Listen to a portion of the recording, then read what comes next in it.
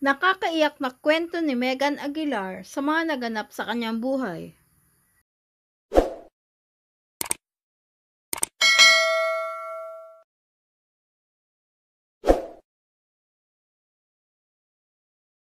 Sa panayam ni Julius Babaw, ikwinento ng anak ni Freddie Aguilar na si Megan Aguilar ang lahat ng kanyang mga pinagdaanan sa kanyang buhay.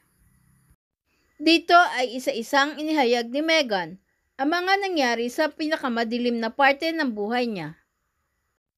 Ibinunyag din dito ni Megan ang mga taong naging daan upang magkaroon ng pagbabago ang buhay niya at ang patuloy na pagtanggap at pagtulong ng magaling na singer na si Kuli Desma.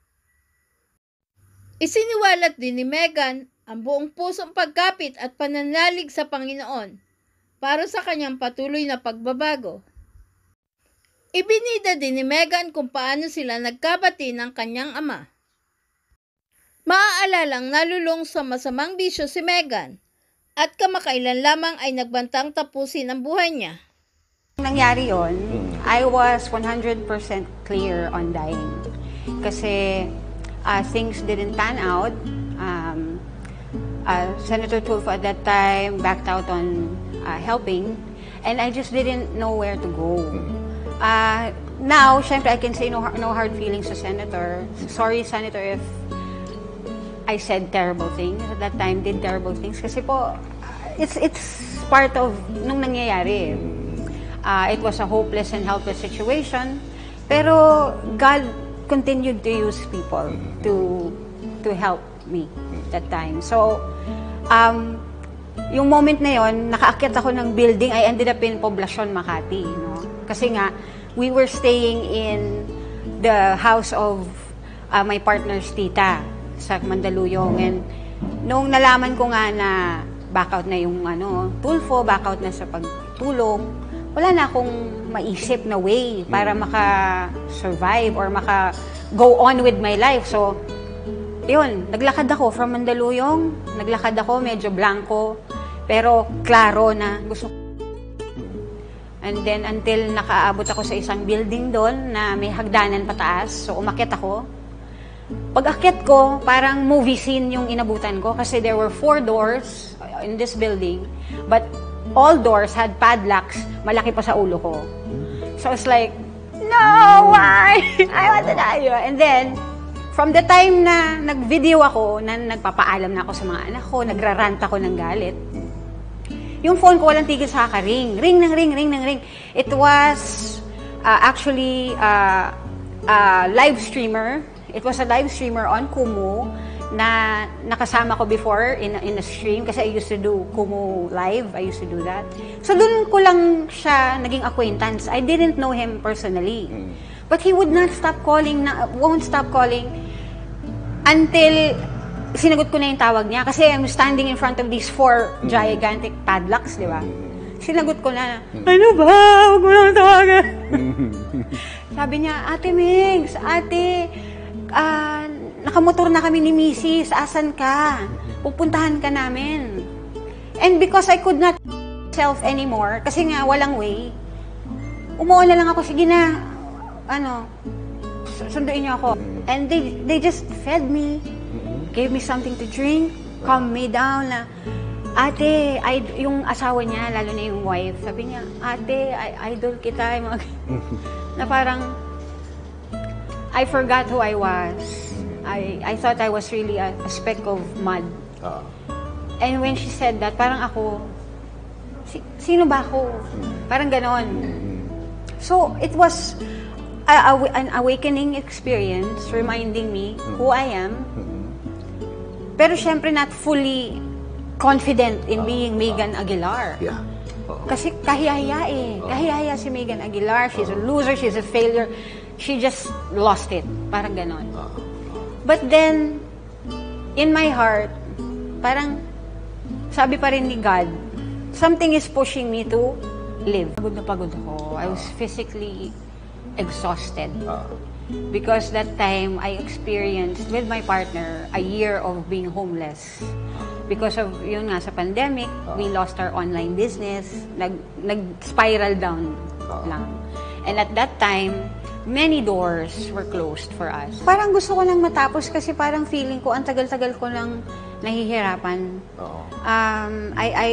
I thought I had depression and anxiety. That's what kasi that's how you'll feel eh. Yeah. Pero parang, in the end, it was just God closing worldly doors. Parang ganon. He was closing the world on me. So I can just go to Him and wala na akong mapuntahan. Parang ganon. Pero syempre, it was in a span of months, that realization. Kasi you won't believe at first what's happening to you eh. Ang alam ko lang, pagod na ako, gutom ako, I just want to sleep. I don't want to worry about work or money. Pero where am I gonna do that? Diba? And so yun nga, after what happened with Senator Tulfo, ayun, I got a call from Kuledesma's assistant. Not so far. Siguro mga 1 or 2 months lang. Ganun lang kabilis. And then after that, yun, she helped me stay in a retreat center. And that's where I started to live that life na not worrying about money, not worrying about work, just sleep and eat and recover. And it was a nice place to recover. Kasi syempre, faith-based Christian area. Yeah. And I got back into the Bible studies. And that is really what helped me face you now. God heard the prayers. Diba? That's how I see it now. Yung pag-isip kong yung talagang nagsara yung mundo, the world closed on me, because He just wanted me to go home. Parang, you don't have anyone anymore. Ako na lang ang natitira. 2009, nung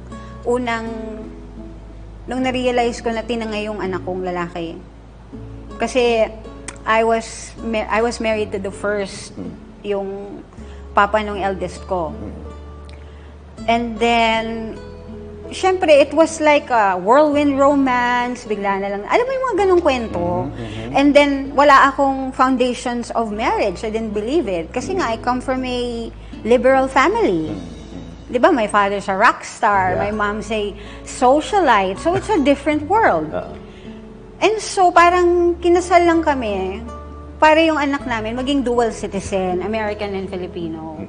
Pero, 3 years later in our marriage, LDR ha, long distance kasi nasa abroad siya. States. Biglang there were talks na yung pipetition na kami ng anak ko, mga ganun. And then of course, ang nangyari nga in short is yung anak ko lang yung umalis. And that was the moment I kind of went nuts. I first did siya, it was for 6 months of that year. And then when that happened again, it was in 2015 for a few months, 2018 for a few months. Hindi siya yung on off. Hindi siya dire-diretso kasi nga nangyayari lang sa akin if I feel too depressed. Parang ganon. Pero yun nga, yung when I was in the retreat center and I joined the activities there was also a rehab program. It made me realize na kahit putol-putol siya, you still did it. Oo, I did become addicted. Parang ganon. Pero yun nga eh, there's a lot of, you put a lot of justifications in your head for it. But what I learned in the program is, for you to recover, it's actually just a decision you have to make. Ngayon, dahil nga sa sobrang dami ng blessings ni God sa akin. From that place, ilang buwan lang ako. I even got the chance to live in Hacienda Isabela in Tita Co's property for a month. And then, God made a way for me to be on my own again. And now, on my own, hindi ko iniisip ang droga. And then, yung partner ko din, umuwi siya ng Pampanga. And he's also okay. Alam mo yun, yung God is giving us all these opportunities and chances. Why would I go back? Why would I do those things again? Kaya ko lang nagawa kasi nga, survival. But there is also a kind of imperfect life. And I went through that. And now, I see it and I don't ever want to go back to in doing those things again. Yun. Ayoko na. Anak na ako ni God ngayon. Yung na-meet ko kasi, meron akong recently na-meet na pastor and his wife, their family. And I became part of their physical Bible talk. Kasi ngayon, yung recent Bible talks ko are online. One is with Tita Ku, the other one is with Doug and Cheska Kramer. Ayun, so nung nag-open yung doors na yon, sobrang happy na ako kasi parang kahit papaano may tumatanggap sa'yo eh. At yung tumatanggap sa'yo, Christian community na hindi ka huhusgahan. So appreciative. And then, nung umalis na ako ng hacienda, hindi ko pa talaga alam kung anong mangyayari. I had to counsel. I had to go through some counseling. And lo and behold, I counseled with the correct people. And so the physical Bible talk that I have now, they chipped in for me, and I was able to secure an apartment in Tagaytay because of this. And then, nung birthday nung anak ko nga, November 12, she turned 10. So, syempre yung party niya muna sa daddy niya. And then yung next week na I get to spend time with her. From the beginning of November, I have been praying to God, saying na, Lord, gusto ko pong ma-celebrate yung birthday ng anak ko sa bahay ni tatay. Ganon. Gusto ko talaga po. Kasi I miss my family. Ang hirap ng walang pamilya eh. Pinaglabanan ko this time because of my prayers. And nagkatotoo. Nakauwi ako sa amin. Ano? Na hindi ako hanggang gate lang. Paano pumayag si Ka Freddy na? Through my daughter na nakatira sa kanya. Kasi I just want to remind the audience also that I have 3 kids. All panganay. I'm not ashamed. I'm not ashamed. Yeah. And my eldest is in the States with his dad. Bunso is with her dad here in Parañaque lang. And then my 13-year-old, siya talaga yung nakatira sa akin. Pero nung 2021, I had to give her to tatay muna. Kasi pandemic, wow. Yeah. Anyway, so yan yung setup. So, since naka-block ako, sabi naka-block ako kay tatay, di ba? Dinaan ko sa anak ko, anak, tanong mo naman kay Lolo kung pwede kaming pumunta dyan. Kasi nagkataon din yung daughter ko, yung bunso, tinanong ko rin siya. Sabi ko, what do you want to do for your birthday? You want to go with mommy? We'll pick up Anaya, we'll go back to Tagaytay? Or we'll go to Lolo's house? Eh siya talaga, Lolo's house! Kasi she misses her cousin, her titos, and everyone. So, sabi ko, wow, God, this is my chance. Kasi yung anak ko rin gusto. Pumapabor. Pumapabor lahat. So, tinanong ko, anak, tanong mo naman kay tatay kung pwede kami dyan kasi si Mahi, namimiss na tayo, ganyan. Sabi ba naman ng anak ko, Mami, pwede daw, pero overnight lang daw. Pero pray pa rin ako ng pray. Sabi ko, Lord, thank you. Nakapasok ko sa bahay namin. Lord, thank you. Pinapasok ako ni tatay. Parang ganon. And then yung mga anak ko, saya-saya nila. Ang saya-saya namin na parang, wow, magkakasama kami ulit. And then kinabukasan nun for breakfast. Ayun na. Paglabas ko, yung chair katabi ni tatay, yung walang laman. So, ibig sabihin, uy, doon ako. Doon ako uupo. O di, pag upo ko, good morning po tay, ganyan. O, hi anak, kumusta? May mga small talk, parang after a decade of estranged, of being rejected, all of a sudden, our father and daughter relationship is just rekindled. Rekindled like a slight switch. Parang, wow. And then, after nun, tumayo na sila Jovi, si Jovi yung wife ng daddy. Niyakap din ako nun when she saw me, Ate Mix, ganyan. I appreciate that. No? So anyway, tumayo na sila, kami ni tatay natira. Sabi ko, tay, namiss kita. Ang daya-daya mo kasi ang bata ng itsura mo, mukha akong lola. Sabi niya, di naman, nak. Maganda ka naman. Sabi ko, tay, payakap ako. Sige, anak. 10 years. Parang gano'n, 9-10 years na. A decade of no na, communication. Hindi naman no communication, pero yung makahug ako physically. Walang gano'n. Parang ayaw niya noon. Hindi, sabi ko, tay, thank you na tinanggap mo kami. Tinanggap mo ako. Alam mo, sabi lang niya, basta ituloy-tuloy mo ang pag-reform mo, anak. Always welcome kayo here.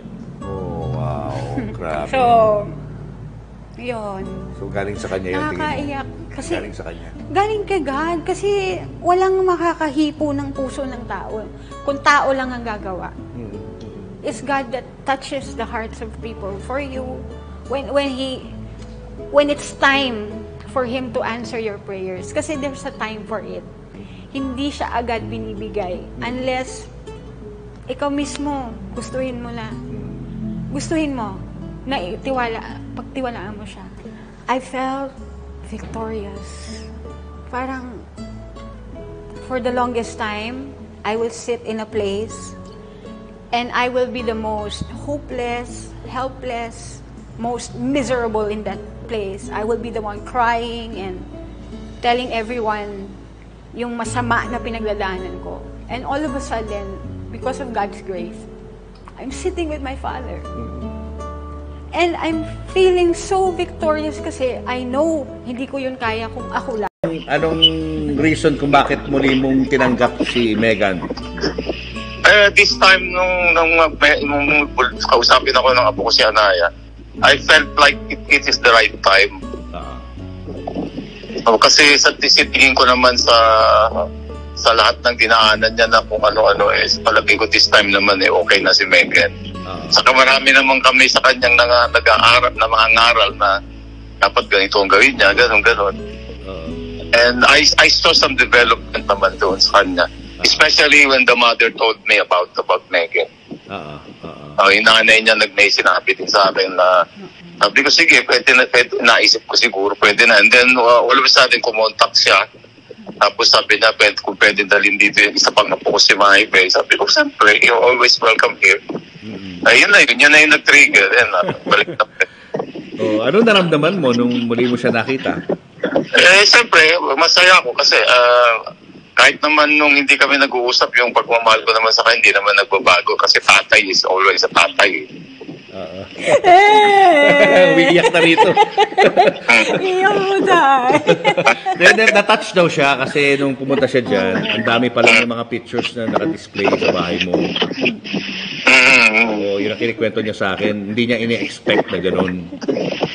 Wala naman na bago dito. Siya lang naman yung medyo nagbago ng landas for a while. Kaya that's why we have to show her na she's making a mistake hanggang sa bumalik sa tamang-tama talaga. Lahat ng anak ko, mahal ko. Ang wala namang pagmamaliw sa pagmamahal ng magulang sa kanyang mga anak. Wala. Kaya lang minsan, we have to discipline them in a way we think na it's best for them. And my season now is, Megan, you're a winner because Jesus' blood runs in your veins. And I am now no longer a beggar, but I am now royalty because of God. And I feel it. Kasi the doors are opening. I didn't even know that I was gonna talk to you. How will I get in touch with you? I wouldn't know. Hindi ko alam. Pero talagang si God naglalapit. Nilalapit niya yung mga dapat. Parang He'll give you a life of gladness. This is in Ecclesiastes 5 na parang God will make you happy with the work that you do, will give you gladness without painful toil. Meaning, hindi mo pinaghirapan. And yun ngayon ang ini-experience ko. Wala pa rin ako pera, ha? Hindi pa rin ako mayaman. But you're happy. Masaya ka. Nagbabas ako, nag-jeep ako, nag-MRT ako para makarating from point A to point B. Yes. But thank you, nakakalakad pa ako. At gumagaling ako. I mean, magaling na ako. I had hyperthyroidism. Now, there's just days, it fluctuates. Sometimes I'm short of breath, but it's so little na lang. I'm not even doing my medication every day. Pero ito nga yung maganda dyan eh. Kasi parang nangyari, half of the world judged me, but half prayed for me. Ganon. So parang there is still beauty at the end of the ugliness. Parang ganon. Kasi nga, sa dami ng nagdasal, biglang si God, yung mata niya, parang nag-zoom in sa akin na, ano ba nangyayari sa anak ko nito? Mukhang kailangan I need to step in. Parang ganon. So, alam mo yon, kung ano nga yun nangyari, for me, burado na siya. Yeah. And hindi na siya mauulit. In fact, I want to apologize to Senator Tulfo because I wasn't in the right mind those days. And I responded out of spite, out of, ano ba yun? Disappointment. You can't help it. Tao lang naman ako na I'm imperfect also and nasasaktan din. Kasi iba yung in-expect ko. Siyempre ganun yun, di ba? Yung in-expect mo minsan hindi yun yung mangyayari. Yeah. Pero at the end, it was God talaga na moving the mountain. So, thank you, Inspired, Lord. no? Because He preserved my talent. He Pati preserved voice it. mo eh. Even my voice. If I sing, it's like nothing happened. Parang ganon. So, maraming sumusobra at umaapaw. Ano yun? Blessings. Siksik, liglig at umaapaw ang blessings ni Lord sa akin. Mahirap talikuran. Mahirap i-deny na binibless niya ako. So, ang trabaho natin actually, kasi nga nag-aaral nga ako ng Bible ngayon, di ba? I'm back to it and I always pray for a photographic memory when it comes to the Bible. It really says there na He preserves those that He loves and our only job is to respond. Work out the salvation, not work for. If you understand. Yung deeds mo na magaganda sa ibang tao, hindi yun yung magdadala sa iyo sa langit. Ang magdadala sa iyo sa langit is yung you are humble in His feet na alam mo na wala ka. Alam mong you are nothing without. Now, that's what I believe. Na, Lord, hindi ko to kaya if I'm alone. Yeah. Kasi wala ako if wala ka. And He's proving it correctly. Pagdating sa happiness, na, kung 100% yung pinakamasaya, ilang percent yung kaligayahan mo ngayon? Sa puso? 99.999. Oh my gosh! Wow, grabe. Galing, ha? Buhay na talagang inalay ko kay Lord. Kasi like I said, ulitin ko, wala pa rin akong pera, hindi pa ako mayaman. Okay, naglalakad pa rin ako ngayon. Nag-uumpisa ako sa umpisa. Pero alam kong yung umpisa ko pag ganun na. Pag ganun na siya. Pag nilabas mo na yung Ama na song, ito ba ay senyalis na ng pagbabalik mo ulit sa pagiging singer? Of Ito na yun. course, yes. Start ka ulit. Yes. Kasi nandyan pa eh. Hindi inalis ni Lord yung talent. So it means, gagamitin niya pa. He will use it to glorify Him. And of course, the song, the messages kasi that I want to impart. Yung madla, mga tao, may mapupulot na aral. May malalaman sila. Kunwari sa mga hindi pa nila alam ng ganun buhay, pag narinig nila, malalaman nila na, ay, may ganun palang klaseng pamumuhay. Okay lang palang maging imperfect. You do 100 right. But what is magnified is your one wrong, your one fall. And that's where everyone focuses and magnifies on you and forgets everything. It's life, right? Ganun ang tao, di ba? Yung they want to see you fall. And when you fall, they're all, aha! You fell, ha? Yeah. Forgetting that tao ka rin. Naging successful ka rin. Alam mo yun? Yeah. Kaya, ang bigat ng nangyari, pero ngayon, naiintindihan ko na bakit nangyari. No regrets sa nangyari. No regret. Ramdam namin na on the road to healing. Yes. Kasi On the even the way you road of talk, recovery. the way you speak, ibang-iba. Doon sa napanood namin sa TV a few months ago. Few months lang, di ba? Galing ni Lord, no? Hindi niya pinatagal. So, I have to hold on to that. Yeah. Kasi siya lang talaga, alam mo, nag-decide lang ako talaga to 100% give my trust to God. That's it. Ang gusto ko sabihin sa inyo is, everything happens for a reason, but you don't know what you don't know. You see? Yeah. Minsan, akala nyo laglag na kayo, pero ang kailangan nyo lang gawin ay bumitaw. Take that next step kahit di nyo alam yung pupuntahan nyo and just pray to God that He guides you. Alam nyo, yung Bible, it's not just a book. Everyone needs to give it time because it's the life manual. It really is the life manual because wala pong perpektong tao sa Bible, kahit isa. Even King David, that was the closest to God's heart, the man who had God's heart, he failed. And he failed. Pero nag-decide siyang kumapit sa Panginoon, paniwalaan niyo yun. Kasi hindi lang yun salita. Pagka yung salitang yon ay hinaluan nyo ng gawa, my gosh, you will really experience a life without painful toil. That's it. That's my advice. Huwag kayong matakot. Bumagsak man, ang bumabagsak po ay kayang bumangon ulit. Yun. And the change should start with you. Yes. Decisions po, ikaw, magsimula sa inyo. Huwag niyong pansinin yung mga huwag niyong pansinin. Maninira sa inyo. Yes, totoo yan. Huwag niyong pansinin. Pansinin, no? Ganda naman, no? I want to thank Tita Kule Desma because she's really the biggest influence in my life to learn how to trust God, to believe in the power of Jesus' name.